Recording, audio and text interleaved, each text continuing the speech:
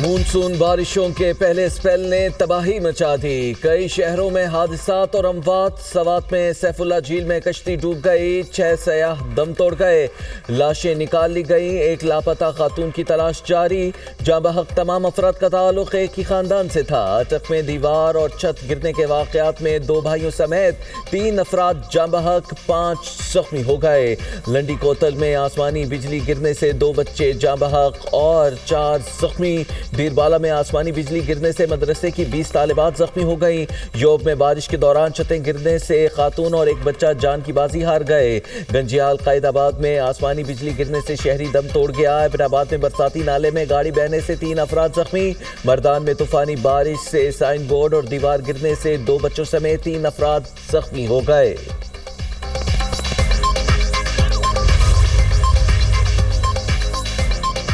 ملک کے مختلف شہروں میں بارشوں کی دھواں انٹری۔ اسلام آباد اور راولپنڈی میں موسلادھار بارش، گرمی کا زور ٹوٹ گیا۔ لاہور میں رات گئے تیز بارش، موسم خوشگوار ہو گیا۔ کئی علاقوں میں فیڈر سٹرپ ہونے سے بجلی کی سپلائی معطل۔ اٹک، پنڈی بٹیاں، منڈی بہاؤالدین، سرگودا، بھیرا، حافظ آباد، قصور، مرید کے میں بھی بادل خوب برسے۔ گجرات میں بھی میاں برسا، جبکہ نشیبی علاقوں میں پانی جمع ہو گیا۔ ہری پور میں تیز بارش سے ندی نالوں میں طغیانی آ گئی، بارش کا پانی سڑکوں پر جمع ہے۔ ابن میں گرج چمک کے ساتھ طوفانی بارش، سڑکیں تالاب کا منظر پیش کرنے لگی۔ بارشی پانی دکانوں میں داخل۔ ہری پور، خانپور، لنڈی کوتل، درگئی، خزدار، یوب، کولو میں بھی برکھا رت۔ سوابی میں بارش اور ژالہ باری۔ کراچی میں بھی بادلوں کی انٹری۔ نیو کراچی، گلشن امامار، گڈاپ میں بوندا باندی۔ NDMA کا ممکنہ خطرات کے حوالے سے الرٹ جاری۔ گلگت بلتستان، خیبر پختونخوا، آزاد کشمیر میں گلیشیائی جھیلوں کے پھٹنے کے باعث سیلاب کا خدشہ۔ پہاڑی ندی نالوں اور برساتی نالوں میں پانی کے بہاؤ میں اچانک اضافہ متوقع۔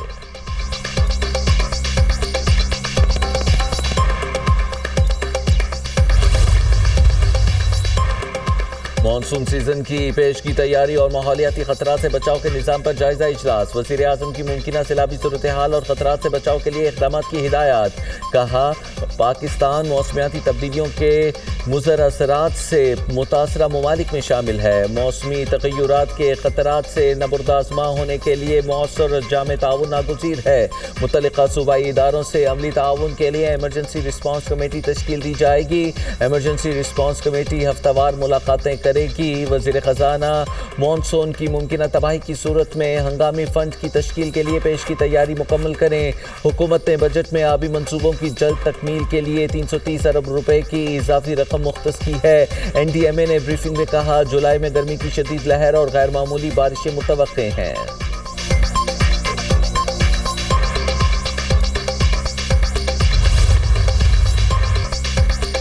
ایران کے ساتھ معاملات بہترین انداز میں آگے بڑھ رہے ہیں۔ خطے میں امن کے لیے کوششیں جاری ہے۔ ایرانی وفد کے ساتھ اچھی ملاقاتیں ہوئی ہیں۔ امریکی صدر ڈونلڈ ٹرمپ کی میڈیا سے گفتگو، کہتے ہیں خطے میں امن سے ہی سیاسی اور معاشی استحکام ممکن ہے۔ ایران جوہری ہتھیار نہیں رکھ سکتا، ایران کو جوہری پروگرام ترک کرنے کے راستے پر آگے بڑھنا ہے۔ امریکی نائب صدر جیری وینس کا کہنا ہے، ایران سے مذاکرات انتہائی مثبت سمت میں آگے بڑھے ہیں۔ مذاکرات کی کامیابی کے لیے پورا موقع دیا جائے گا۔ معاہدے کے لیے ہدف مقرر ہے۔ ایران نے جوہری پروگرام بحال کیا یا بحری جہازوں کو نشانہ بنایا تو امریکی حکمت عملی بدل جائے گی۔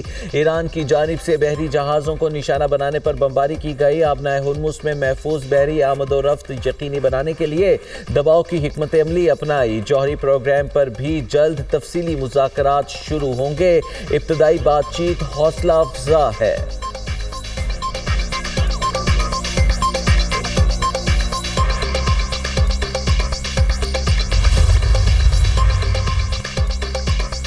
پاکستان اور قطر کی ثالثی سے مذاکرات آگے بڑھنے لگے۔ امریکہ اور ایران کا مذاکرات جاری رکھنے پر اتفاق۔ دوحہ میں امریکی اور ایرانی وفود میں الگ الگ ملاقاتیں، مفاہمتی یادداشت سے متعلق امور پر بات چیت۔ قطری وزارت خارجہ کے مطابق اگلا مذاکراتی اجلاس جلد منعقد کیا جائے گا۔ ملاقات ایران کے سابق سپریم لیڈر کی تدفین کے بعد طے کی جائے گی۔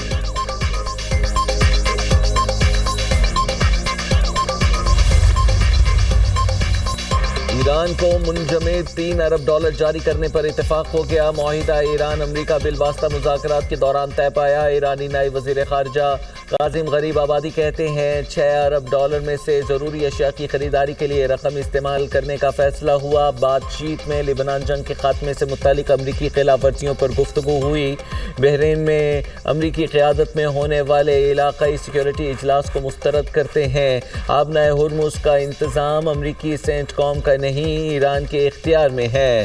بحرین میں ہونے والا فوجی اجلاس خلیج فارس میں قانونی نظام یا سیکیورٹی قائم نہیں کر سکتا۔ خطے کا امن صرف غیر ملکی مداخلت کے خاتمے امریکی افواج کے انخلاء سے منسلک ہے۔ امریکہ سمیت 12 ممالک نے بحرین میں آبنائے ہرمز کی سیکیورٹی سے متعلق اجلاس منعقد کیا تھا۔ بمباری سے متاثرہ جوہری مراکز کا معائنہ کسی صورت قابل قبول نہیں۔ اسپیکر ایرانی پارلیمنٹ باقر غالباف نے خبردار کر دیا، کہا بین الاقوامی جوہری توانائی ایجنسی کو صرف طے شدہ 2 مقامات تک رسائی حاصل ہے۔ ایران موجودہ نگرانی کے انتظامات کا پابند ہے، مزید رسائی نہیں دی جائے گی۔ بوشہر نیوکلیر پاور پلانٹ سمیت صرف منظور شدہ مقامات تک IAEA کی رسائی برقرار رہے گی۔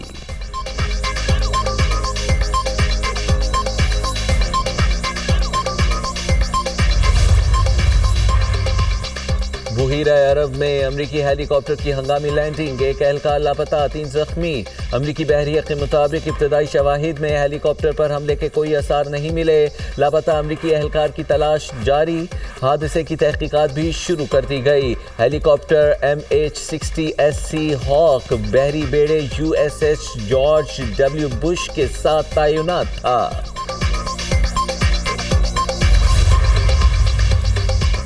سپریم لیڈر کے قتل کی اسرائیلی دھمکی ریاستی دہشت گردی کے مترادف۔ اقوام متحدہ میں ایران کے مستقل مندوب امیر سعید ایروانی نے باضابطہ احتجاج ریکارڈ کروا دیا۔ ایرانی مندوب نے UN سیکریٹری جنرل انطونیو گوتریس، سلامتی کونسل اور جنرل اسمبلی کو احتجاجی خط ارسال کیے۔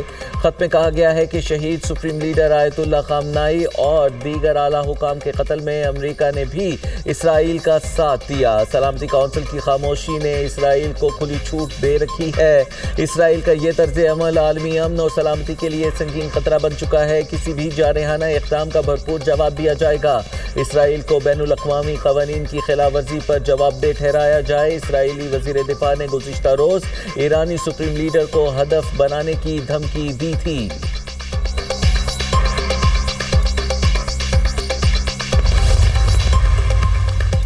شہید آیت اللہ علی خامنائی کی تعزیتی تقریبات کی تیاریاں مکمل۔ 6 روزہ سوگ اور تعزیتی تقریبات ایران اور عراق کے 5 بڑے شہروں میں ہوں گی۔ ایرانی حکام کے مطابق ہفتے کے روز تہران کے گرینڈ مسلح میں عوام کو آخری دیدار کرایا جائے گا۔ پیر کو تہران میں مرکزی جنازے کا جلوس نکالا جائے گا۔ مرکزی جنازے کے جلوس کے بعد میت کو قم سے عراقی شہر نجف اور کربلا لے جایا جائے گا۔ 9 جولائی کو شہید سپریم لیڈر کے ان کے آبائی شہر مشہد میں تدفین ہوگی۔ شہید سپریم لیڈر کے جنازے میں 1 کروڑ 50 لاکھ سے 2 کروڑ افراد کی شرکت متوقع۔ روس، چین اور پاکستان سمیت 30 سے زائد ممالک کے اعلیٰ حکام کے جنازے میں شرکت متوقع۔ 90 ممالک کے مذہبی رہنما بھی شہید سپریم لیڈر کے جنازے میں شرکت کریں گے۔ امریکہ اور ایران مذاکرات میں مثبت پیش رفت۔ عالمی منڈی میں خام تیل کی قیمتوں میں کمی 4 ماہ کی کم ترین سطح پر پہنچ گئی۔ برطانوی خام تیل کی قیمت $71 فی بیرل ہو گئی۔ امریکی خام تیل کی قیمت $68 فی بیرل مقرر۔ امارات کے مربن کروڈ آئل کی قیمت $65 فی بیرل ہو گئی ہے۔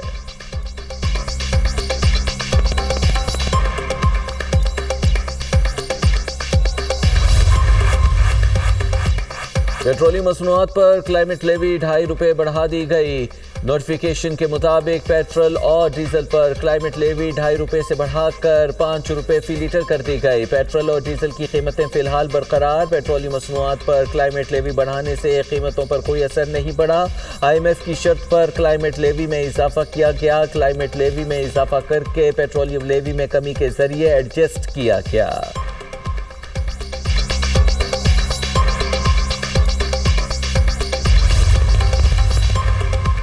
سانحہ کہنا میں جام بحق 14 بچے آہوں اور سسکیوں میں سپرد خاک. نماز جنازہ میں شہریوں کی بڑی تعداد شریک. لواحقین غم سے نکال.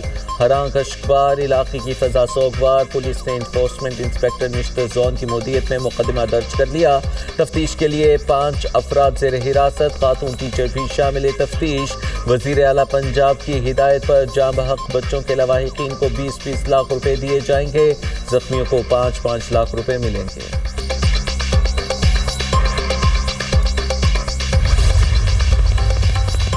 سانحہ کہنا نے ٹیوشن سینٹرز کی نگرانی سے متعلق قانون سازی کی ضرورت اجاگر کر دی. حکومت کا 1984 کے قانون میں ترامیم لانے کا فیصلہ.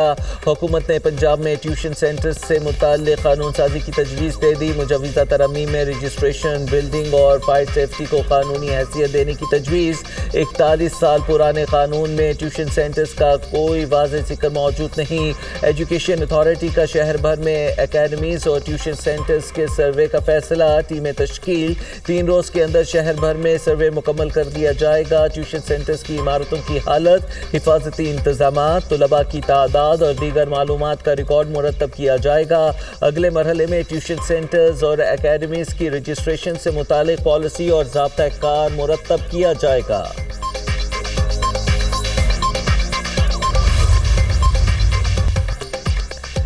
قیدی وین سے حوالاتیوں کے فرار کے معاملے میں اہم پیش رفت. راولپنڈی پولیس نے 3 ملزمان کو گرفتار کر لیا. پکڑے گئے ملزمان میں زیغم شاہ، عادل شاہ اور احتشام شاہ شامل. گرفتار ہونے والے فرار حوالاتیوں کی تعداد 7 ہو گئی. باقی 7 فرار حوالاتیوں کی تلاش کے لیے آپریشن جاری.